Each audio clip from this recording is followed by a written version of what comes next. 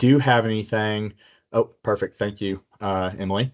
Uh, I would have probably forgotten too. But little housekeeping. Again, the mic button is up at the top of your screen. I think bottom on your phone. Just click that. Make sure you're muted. You can always just interrupt too if you have a question. I'm going to go ahead and turn off my camera to conserve some bandwidth here, and we'll get started.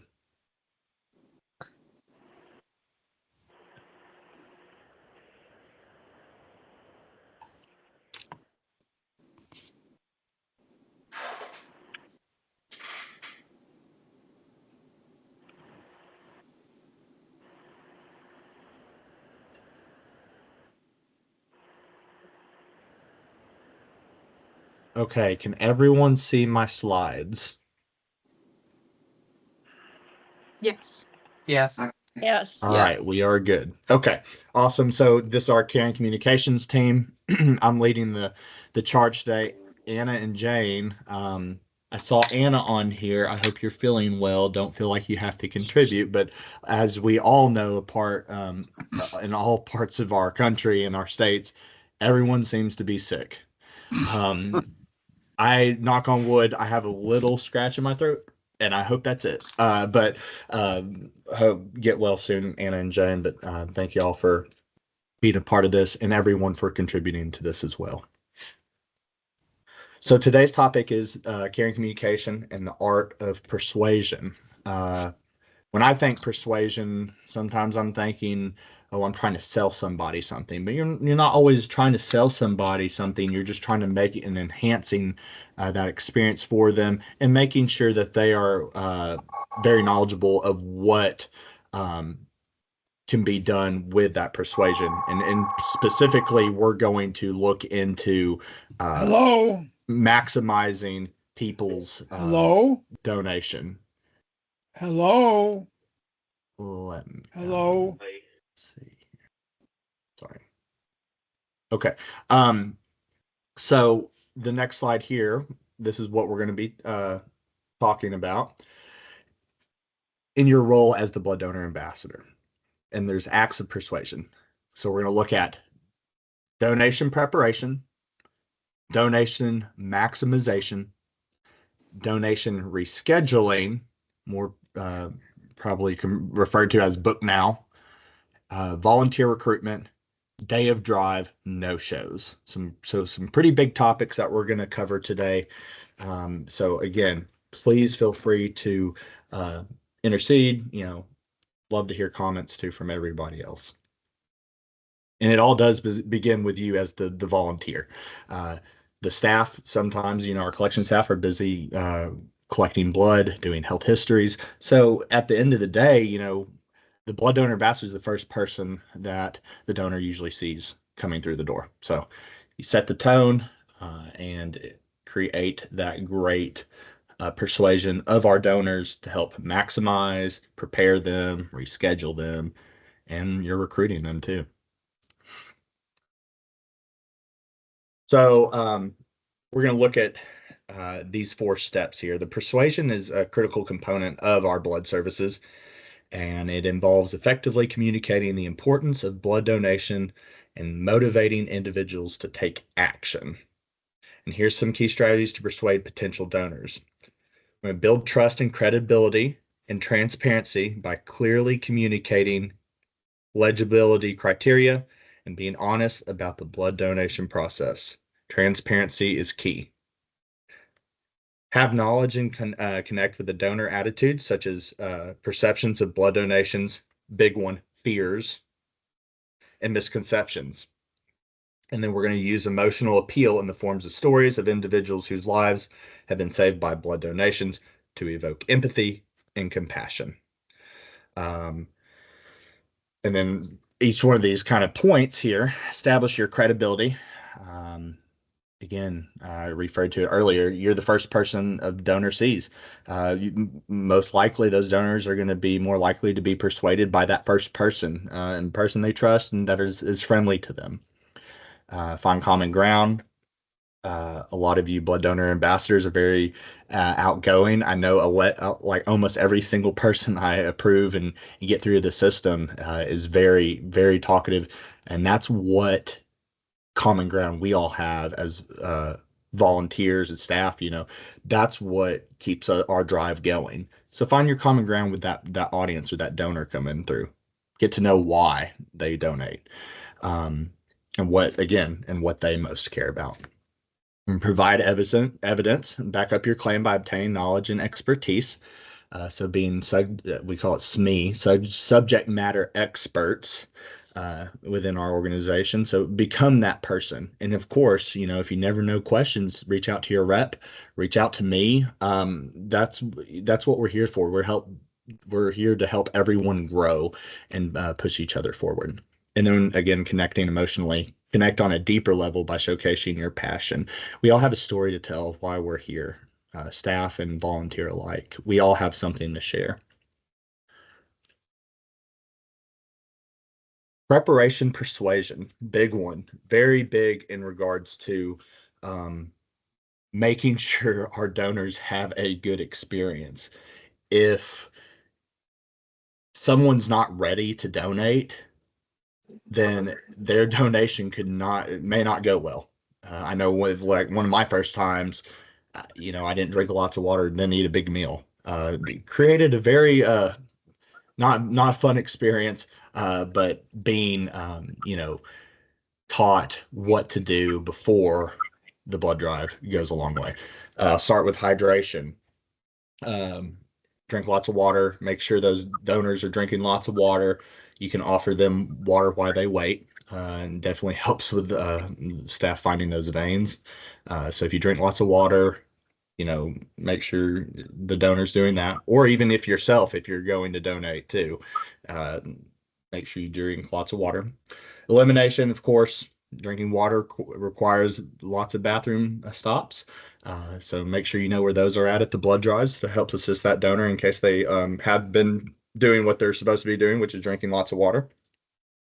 Medication, we always should be having those packages and not handouts, but donor materials.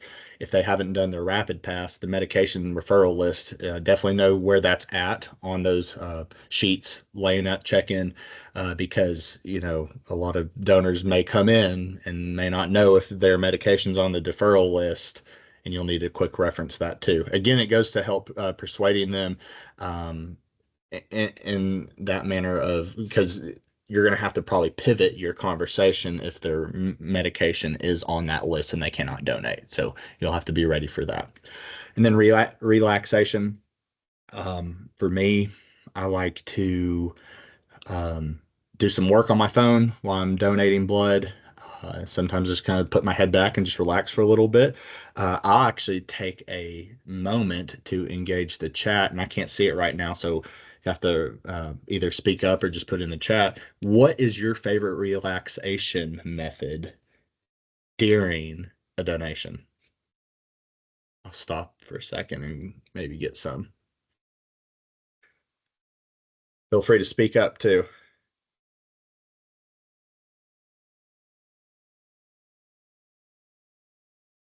Got reading is always a good one. Music. Music is awesome. Headphones in. Yes. Yeah. Watching TV, good. Catch up on a quick show on Netflix. I like talking. Yep, I like talking to the person that's drawing my blood and getting to know them a little bit more. We have so many collection staff in our area. Malia, playing a game on my phone. Sleeping is always good too. Yeah. Really, there's kind of a lot of things happening, during that donation. And I think the better we are to kind of take our minds off that, the quicker it goes and the better you feel too. You're not focused on, oh man, that was just a lot of blood. For me, I have to look away when they stick me with the needle. Um, but after that, short little pinch, I'm good to go. I'm off to the races. So uh, I'll read some stuff in this slide deck as well. It talks about Maslow's hierarchy of needs, and that sounds familiar to me. Learned about that in high school and college, and I'm sure a lot of you all have as well. But there's three big parts of needs that human beings need, and it's physiological, the most basic needs such as food, water, and shelter, and sleep. Safety needs, the need for security, stability, and freedom from fear. Social and belonging needs, the need for friendship, intimacy, and acceptance. And then esteem needs, the need for respect, recognition, status, and self-esteem. Self-actualization needs, and the need to achieve one's full potential and creativity. So again, recapping: physiological needs like food, water, shelter; safety, stability and fear, freedom from fear; and esteem, respect, recognition, and status. So if you're remembering those when you're helping assist these donors that check in, and the conversations you'll have with them, keep those needs in the forefront of your brain, and you'll never go astray. You'll never be able to not have a good drive. Um, and then one of my Alan's keys for success for during the donation, uh, coming completely, having a comfortable belly, eat a good meal, water, lots of water. Uh, Tums is a lot of people don't know. A lot of my collection staff in my region here in Kentucky, and I'm assuming a lot of collection staff everywhere else, they should have Tums.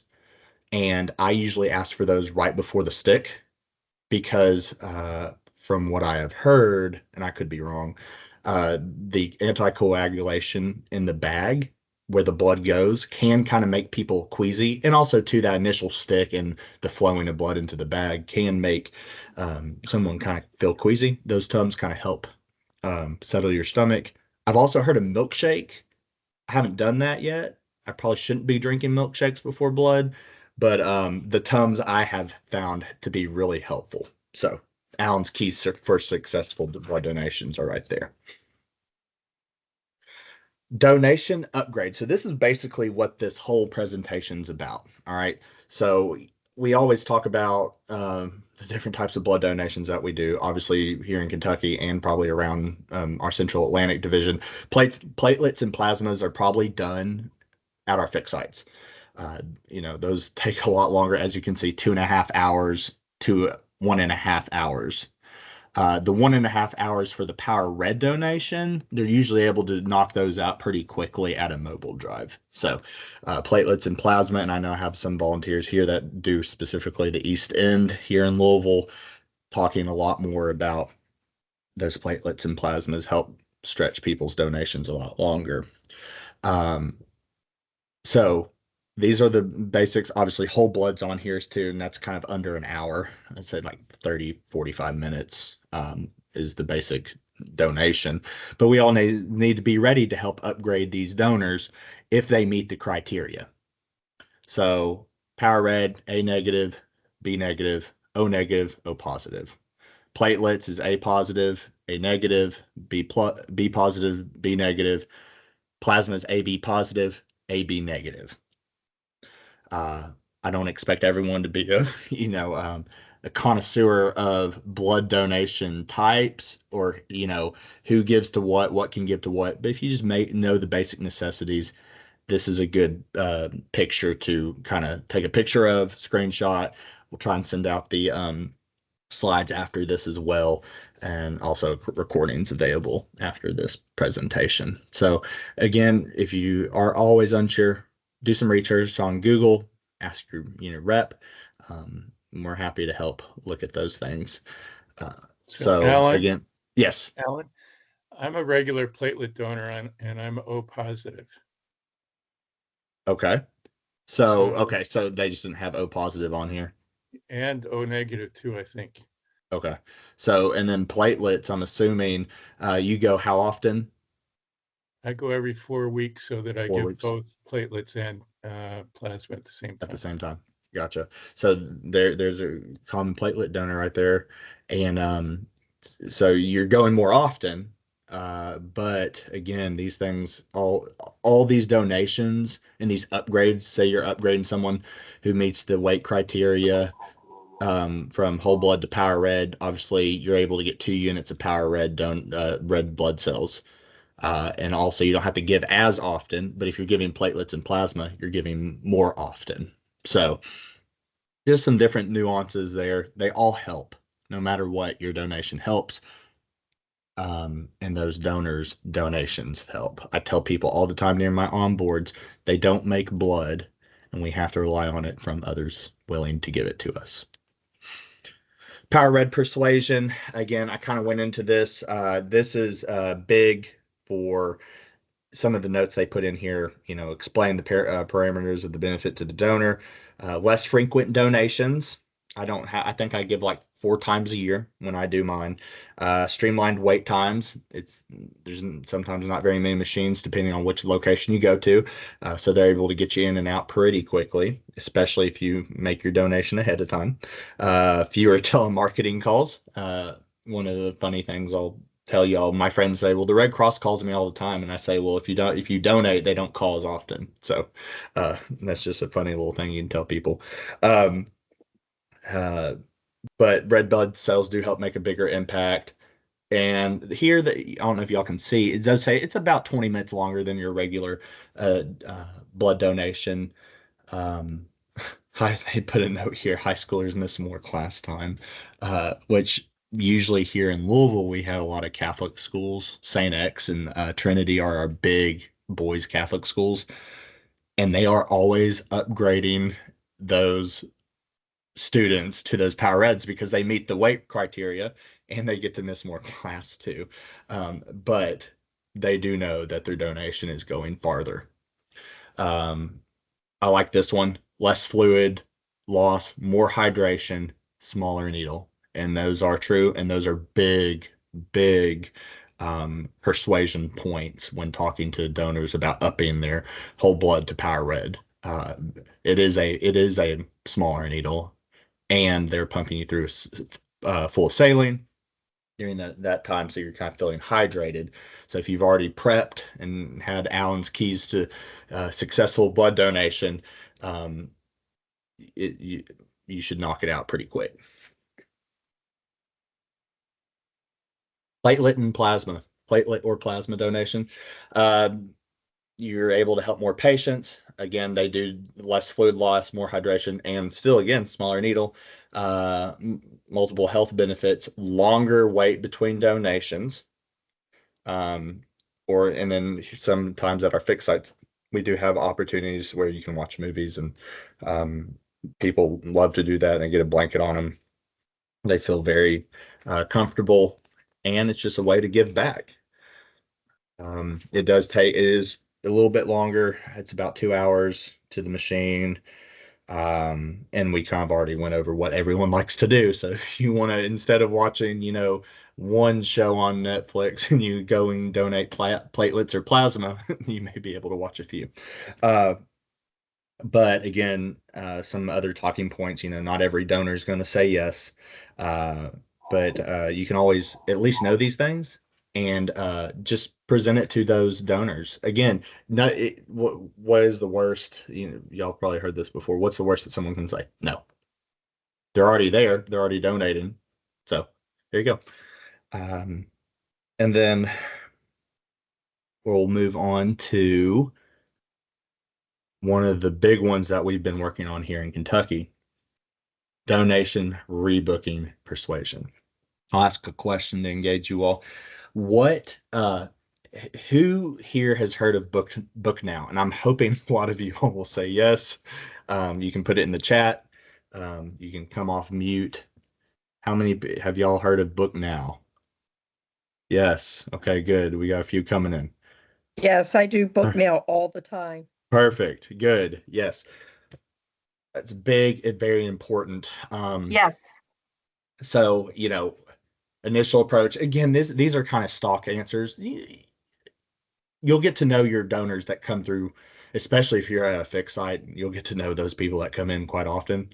But at the mobile drives that you see, You can just say, "Hey, would you like to book your next appointment?" That way, we can go. You can go ahead and get it on your calendar. You don't have to worry about doing it another time.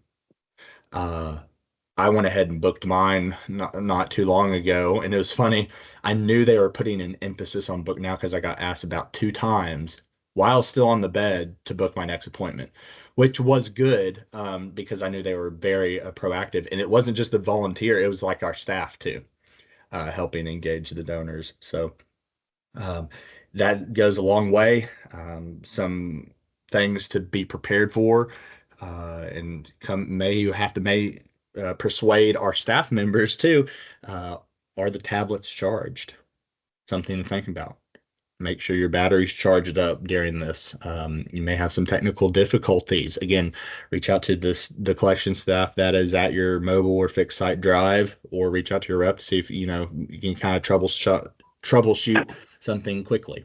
But this really does help, and it helps project our units coming in for the future, which is very vital, very crucial in making sure we're meeting and exceeding those hospital needs. Here's some other, redirection approaches. No thanks, I'll just use my blood donor app to sign up for my next appointment. Again, these are stock.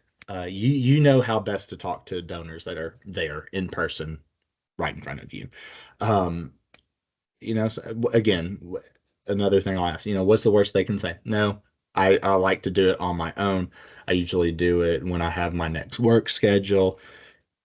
All you can do is ask and put that in the forefront of our donors. Some notes, here again, some more refusal approaches. But again, one of the keynotes they put here is always stay positive. You're there to help make an impact to our donors that are coming through the door. You are an ambassador to them. You are like their go-to. So always stay positive. Recruitment persuasion. I know a lot of my volunteers have helped sign people up, given me a point of contact. I am totally fine with my volunteers giving out my contact information. I want as many people involved as possible within our organization, especially our blood donor ambassadors. We always are needing people to step up and take a shift. So, again, the best way to, if you don't feel comfortable putting your phone number out there or having the volunteer give them out, or some of my staff, I just send out the website, the volunteer Red Cross, and literally it's one of the first positions that comes available. You can send that out to those people that are inquiring. So again, subject matter experts, be ready to go, and persuade those donors that are looking to kind of make that next step. I know a lot of the people on here now, on this call, are regular donors as well, and that's just what makes us awesome.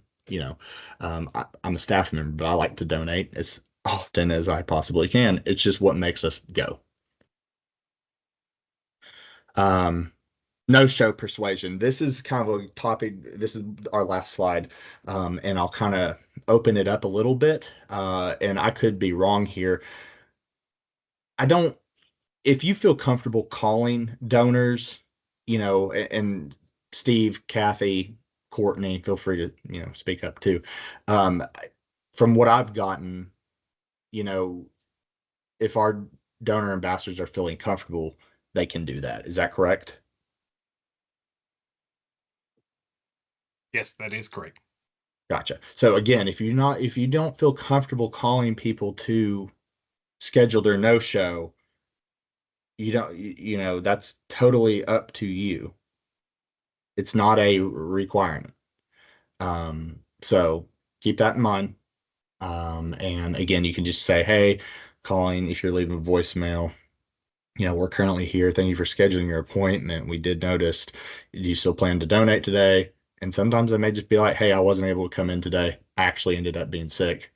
And you can schedule them or just send them the link to sign up for another donation. So without much more, what I'll kind of open it up. So, wh- what did y'all get out of this? Is this something that is new to y'all? Did y'all pick up anything new from this presentation or this module today? And again, feel free to put in the chat or speak up as well. Ellen, this is Amy Goss. Hey, Amy. A couple of things that this is great. I appreciate your taking the time to do this. A couple of things that I learned. One of them very recently, after almost 3 years of doing blood drives, I learned that people will often try to hydrate by drinking tea, and they'll come in and their iron will be low. So Mm, that was something I did not know, that, very the iron interesting. can make their, or the tea can make their iron be low. So, a lot of times if that happens, um, I'll kind of out because people come up to me and say, "Oh, I couldn't give today because my iron was low," and chit chat with me, and I'll say, "Well, by Mhm. the way, if you drink a lot of tea, that might be the problem." So that's something to know as well. When it comes to book now, I try to book people either after they've gotten on the table or they're completely done, because if I book them when they come in the door, they may be deferred because of like a blood pressure issue or an iron issue, and then There you now go. you've booked them for 8 weeks out. So I try to wait until they've gotten through that approval process and registration. Good. Thank you, Amy. Yes, very. I did not know about the tea, and especially if you're doing a morning donation, trying to get it done before noon, you may be drinking some hot tea in the morning. Good to know, and also good points on those book now. Teresa. Hi, Alan. Just a couple things. Along with the tea thing, I was told that it's a caffeine thing, period. So if they have a real early morning appointment, if all they've had is coffee, tea, or caffeine drinks, that lowers the iron. So it might just not be a tea thing, it's a caffeine thing, is what I was told by the charge. Um, the other thing is with Book It Now, I found out yesterday we have a lot of seniors that travel down south.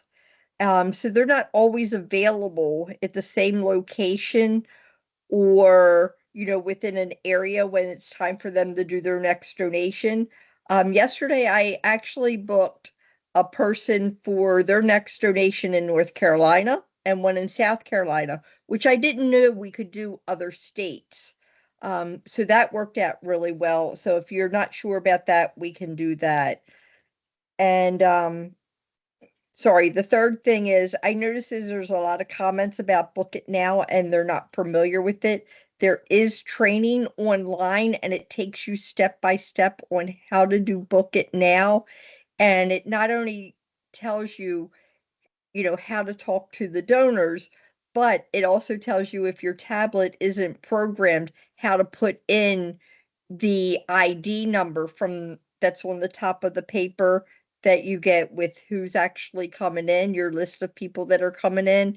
Your location ID is on there and it tells you step by step how to put in that ID number and what the password is. You're given the password once you complete the training.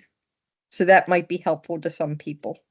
Nice. Yes, thank you, Teresa, for kind of going over that. And of course, too, reach out to your rep here. We have a lot of them online. Veronica, Emily, Steve, Kathy, Courtney. I'm trying to net Joanna, Crystal. We have a lot of different reps here online are happy to help with uh, Book Now, and I think is very crucial. And again, kind of like I said earlier, we're booking our future donations, just getting a projection of where we're going and how we can meet those hospital needs. Thank you, Teresa. Anything else from anyone?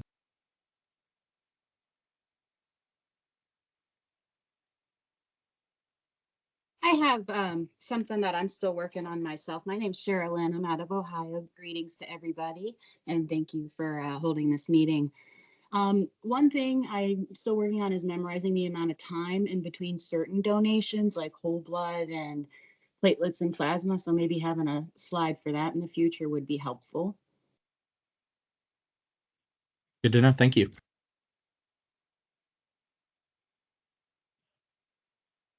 Let's see. Someone's let's see. Shatal said, please share the link on how to book. I'm not don't have that up to date right now. If someone could throw that in the chat, if not, I can do that after as well.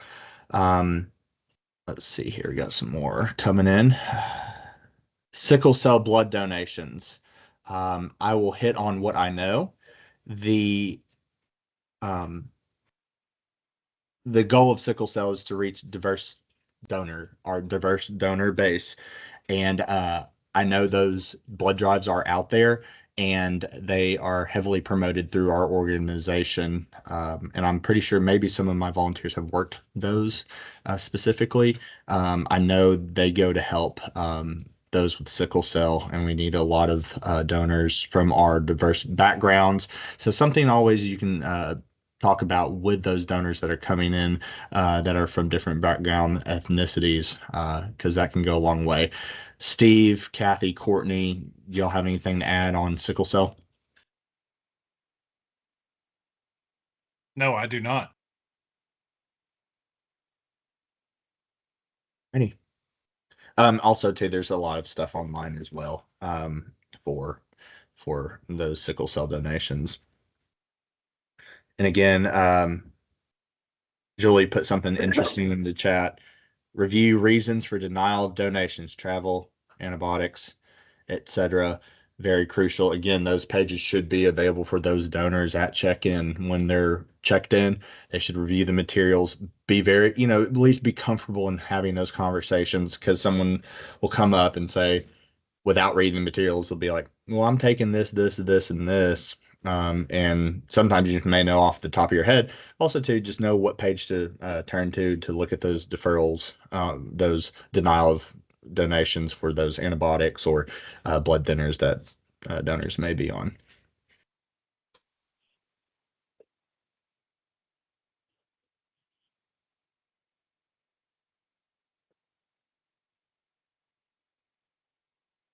Diana, I'm not sure if you want to come off mute. Can you elaborate a little bit more on that one? Hi, yeah, I've been a blood donor ambassador at a fixed site location here in Central Virginia since January of, since the pandemic, so January 2021. And we used to have contact info, including the phone numbers and how many times they had donated. So we could tell if it was their first time or if they had donated for 20 years. And we also had the phone number so we could call and follow up if there was a no-show. But at some point, and it was probably at least a year ago, maybe it's been far longer, I can't remember, but at some point they removed all that detail. So now we just have names, appointment times, and I think it still shows us the blood type. I believe so. Yeah, and I think that may be due, and I could be wrong. I think we did an update. I know some sites aren't doing like a paper copy anymore. I know some of our fixed sites do still, but like our mobile drives, I don't think we use like paper copy donations. And I think we kind of went away from that. I think it was like a system update. Um, but I could be wrong about that.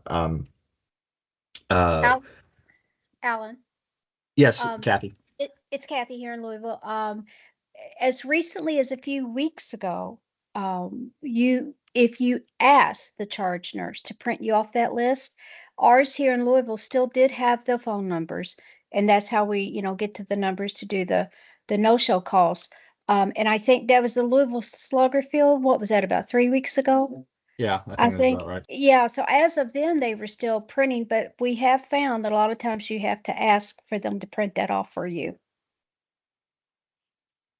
Okay, good point, Dawn and Kathy. And again, that could just be our region. Like I said, we have a lot of different states represented over the call here.